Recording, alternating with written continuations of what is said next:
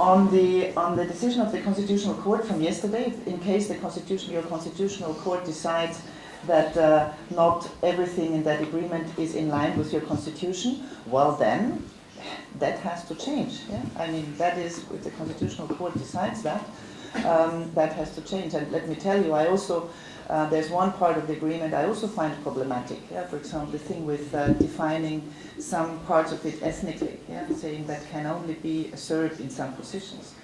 I think in a country that should be a multi-ethnic one, these shouldn't be described like that. So, yes, if the Constitutional Court decides some things are not constitutional, then there has to be a renegotiation.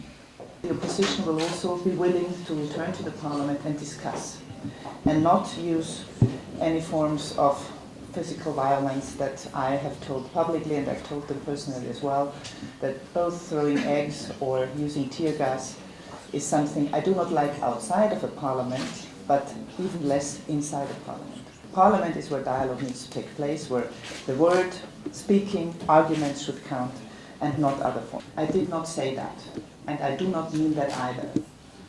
What I said is that I think the European Union, in the dialogue, should really look more into implementing everything that has been agreed. Because we've had the dialogue now for several years, and there have been great agreements, like in 2013 already, and not everything has been implemented. Now we have another agreement, and that is in the process of being implemented. I insist that things need to be implemented by Serbia. From my point of view, most things need to be implemented by Serbia. Not everything has been done there. There's also some things like with the cadastre where also Kosovo needs to go ahead. But I also will speak these days with the EU High Representative, Vice President of the Commission, Federica Mogherini, on that.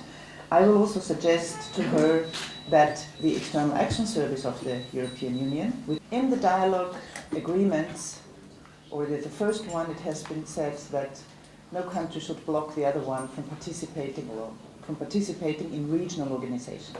Now I know that UNESCO is not a regional organization, but good neighborly relations are an essence also in the dialogue process. That is why this dialogue was started, because Kosovo and Serbia need to have good neighborly relations.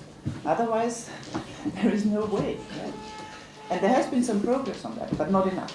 But what Serbia did with the UNESCO bid of Kosovo, and also how, for example, Prime Minister Vučić reacted after the vote on Monday, is not in the spirit of good neighborly relations. And I said I was very angry because it was also my part where where I come from, the European Parliament, the European Union, where members of the EU or EU member states were not united in supporting Kosovo in that bid. And while there are 5 non-recognizers who I would have expected to abstain, at least all of them,